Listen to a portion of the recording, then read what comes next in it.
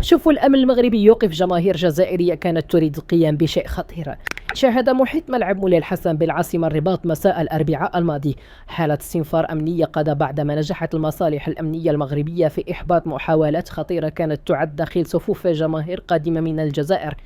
استهدف استغلال الأجواء الكروية لأغراض غير رياضية. وأفادت مصادر مطلعة أن عناصر أمن مختلطة مكلفة بتأمين ولوج الجماهير تمكنت من حجز مجموعة من الممنوعات، بعضها محظور صراحة بموجب تعليمات الاتحاد الدولي لكرة القدم فيفا، وتشكل خطرا على سلامة الجمهور، من بينها ولاعات ومظلات معدلة برؤوس شبيهة بقضبان حديدية، إضافة إلى أعلام وأوشحة وكوفيات يشبه في توظيفها لأهداف سياسية. وجرى هذا التدخل الأمني تحت إشراف النيابة العامة لدى المحكمة الابتدائية بالرباط، حيث تم تحرير محاضر رسمية دقيقة بجميع المحجوزات قبل إيدائها لدى كتابة الضبط بالمحكمة لتبقى رهن إشارة ممثل الحق العام في إجراء أوصف بالروتيني والصارم انسجاما مع القوانين الوطنية وتوجيهات الفيفا. وأكدت المصادر ذاتها أن عملية التفتيش تمت بسلاسة ودون تسجيل أي حوادث أو احتكاكات،